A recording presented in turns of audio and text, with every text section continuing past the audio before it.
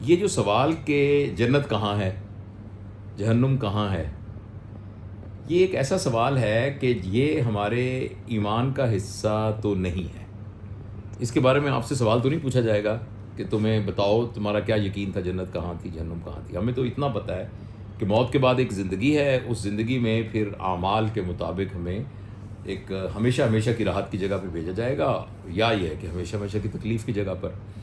لیکن اگر آپ ایک طالب علم کے طور پہ قرآن کو پڑھیں اور سیرت نبی صلی اللہ علیہ وسلم کو پڑھیں تو آپ کو نا ایک اندازہ ضرور ہو جاتا ہے۔ تو یہ جتنی بھی گفتگو میں آپ کے سوال کے جواب میں کر رہا ہوں نا کہ جنت کہاں ہے، جہنم کیا، اب زمین کا تو سارا سب کو پتہ ہی ہے، جی پی آر ایس ساری زمین کے تو سارا دیکھا ہوا ہے، تو یہاں کہاں جنت ہے اور کہاں جہنم ہے۔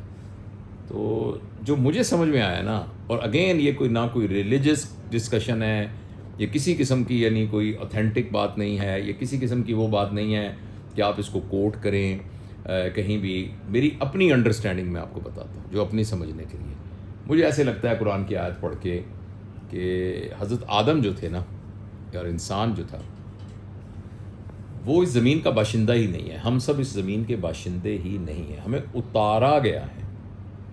اور حضرت آدم یہاں آئے اور ان کے آنے کے بعد پھر انسانوں کی نسل جو ہے یہاں پھیلی، تو ہم ایکچولی ایلین ہیں اور ہم کسی اور جگہ سے آئے ہیں، ورنہ ممکن ہی نہیں تھا۔ دیکھا نا، ایک باغ تھا جس میں سب کچھ تھا اور وہاں سے پھر ان کو اتارا گیا۔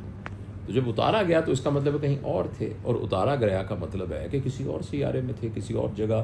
کائنات تو اتنی بڑی ہے، ٹریلینز آف سٹار، تو یہ بالکل کوئی یہ سمجھنے میں کوئی دقت نہیں ہونی چاہیے کہ اوپر کسی جگہ۔ صرف ہمیں کنفیوژن یہ ہوتی ہے کہ ہمیں تو بڑے راکٹ بنانے پڑتے ہیں اوپر بھیجنے کے لیے، اور وہاں کا ایٹماسفیئر کیا ہوتا ہے، اور ایک چھوٹے سے کیپسول میں جاتے ہیں خلا نورد، اور کیسے آتے ہیں۔ تو لیکن یہ ہے کہ اس کا سمپل یہ مطلب ہے کہ کوئی اسپیشل یعنی اس زمانے ایک ٹیکنالوجی موجود تھی جو کہ اللہ کی بنائی ہوئی ٹیکنالوجی ہے، جس سے ٹرانسفر ہو جاتا تھا فٹافٹ، تو اور اس سے وہ پھر یہاں آ جاتے تھے۔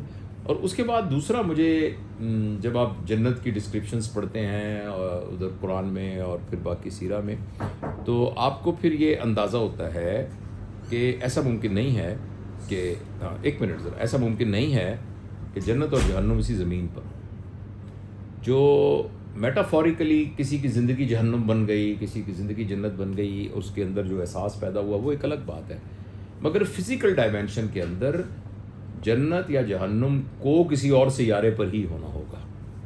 اور جتنی بڑی جنت کے بارے میں کہا جاتا ہے کہ ایک جنتی کی جنتی اتنی بڑی ہوگی، تو مجھے تو یہ لگ رہا ہے کہ ہر جنتی کا ایک سیارہ ہوگا۔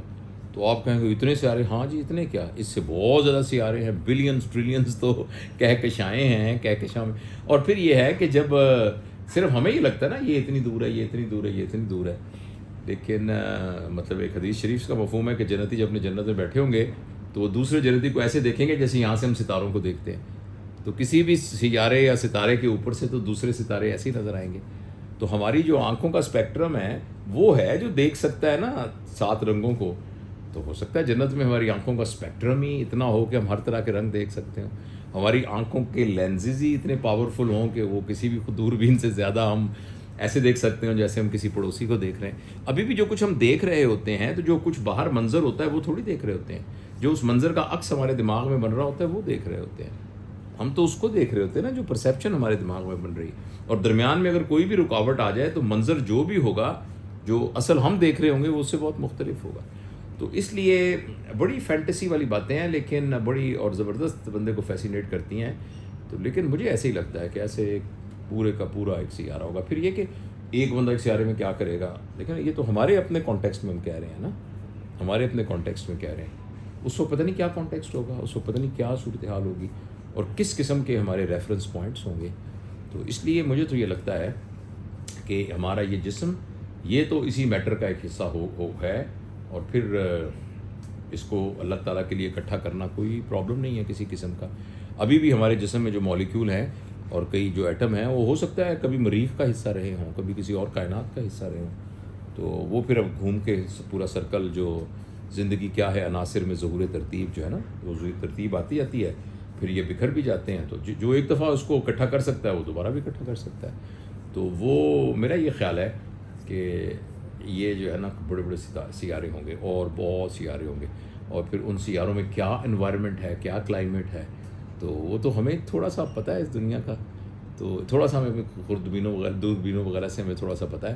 اتنی کائناتوں کے اندر، اتنی بڑی بڑی کائنات کے اندر، اتنے گلیکسیز کے اندر اتنے جو ستارے ہیں جن کی جو جب سے بنے ہیں اس وقت سے روشنی چلی ہے، ہمیں پتہ نظر ہی نہیں آئے ابھی.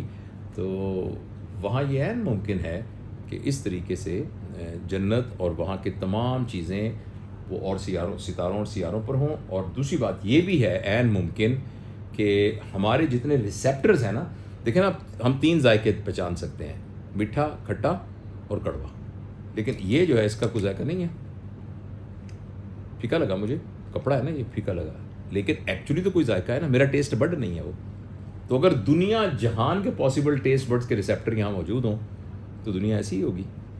جو آوازیں مجھے سن رہی ہیں وہ 20 سے 20,000 ڈیسیبل کے درمیان سن رہی ہیں. تو اگر مجھے انفرا ساؤنڈ اور الٹرا ساؤنڈ بھی سنانی دینی شروع ہو گئی تو کیا خیال ہے دنیا ہمیں میرے لیے اسی طرح ہوگی. اسی طرح چھونے کا عمل جو ہے اس کی سینسٹیوٹی اگر چینج ہو جائے، دیکھنے کی سینسٹیوٹی چینج ہو گئی تو وہ پھر کتنا ہوگا. تو یہ میرا خیال ہے. لیکن میں پھر یہ بھی عرض کر رہا ہوں کہ میری اس بات کو نا ایک ایسے میری ایک چھوٹے سے بچے کی جیسے پرسیپشن ہوتی ہے چیزوں کے بارے میں، وہ ایسی پرسیپشن جس کے پیچھے بیس بہرحال ایک سائنٹیفک بیس ہے، اور اس کو قرآن سے جو مجھے سمجھ میں آیا ہے تو مجھے ایسے لگا ہے کہ یہ ایسے ہے. لیکن بہرحال یہ تو نہ کوئی ایمان کا حصہ ہونا ہے، نہ اس کے بارے میں پوچھا جانا ہے، نہ یہ اتنا ضروری ہے کہ بھائی اس کو بتائیں کہ یہ ایسا تو آپ کیا پتہ ہے.